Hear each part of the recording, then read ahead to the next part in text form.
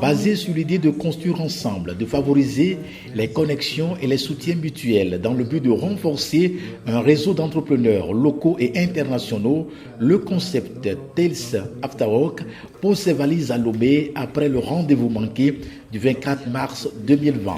Un concept qui rassemble de jeunes entrepreneurs et qui incite à établir des liens et à explorer des opportunités de collaboration entre eux pour transformer leurs projets en réalité.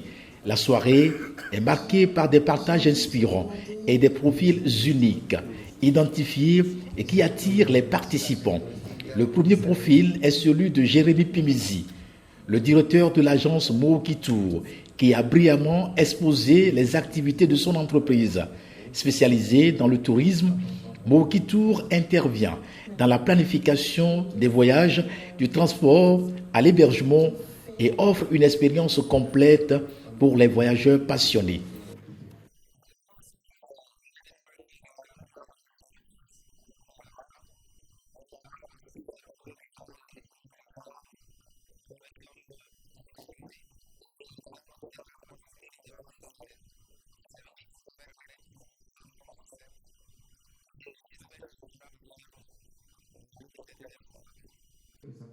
Le second profil de la soirée est Ilénon Santos, la promotrice de Je m'engage pour l'Afrique.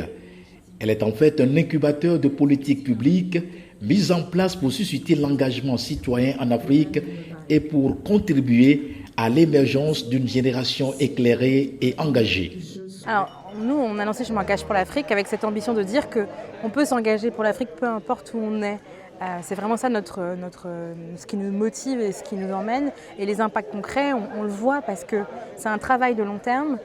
Et pour citer quelqu'un que j'aime beaucoup, notre objectif c'est de réarmer la pensée et de faire en sorte que chaque jeune, chaque citoyen puisse avoir les clés pour être finalement un citoyen averti, qui puisse avoir accès à la bonne information, qui puisse aussi s'adresser aux décideurs publics, pouvoir aussi justement accélérer cette fameuse participation citoyenne des jeunes.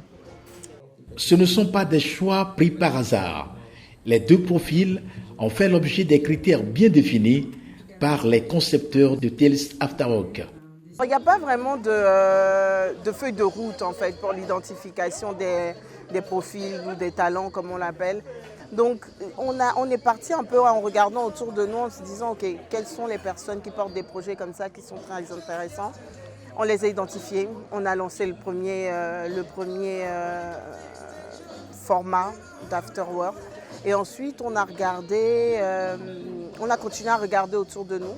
Et la seconde étape, c'était parfois des profils qui étaient passés par Tales, qui ont commencé en fait à recommander d'autres personnes en nous disant « Ah tiens, regarde ce que telle personne fait, je pense que c'est intéressant, je pense qu'il faudrait le présenter sur Tales. » Et après, tous les projets qu'on rencontre sont intéressants. Maintenant, la question c'est, est-ce qu'ils sont assez atypiques? Est-ce qu'ils bougent assez des lignes? Est-ce qu'ils provoquent assez de questionnements pour qu'on puisse les présenter sur des plateformes comme celle-ci? Donc, il n'y a pas de feuille de route, encore une fois, mais il y a en fait une curiosité que dégage un projet et que nous cultivons.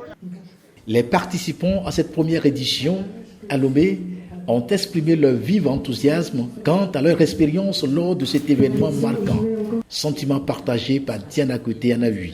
Nous tenait à cœur vraiment de le faire à Lomé parce que on est au Togo, que c'est chez nous et qu'on peut faire des choses ailleurs, mais il faut aussi qu'on soit patriote et qu'on fasse de belles choses ici au Togo.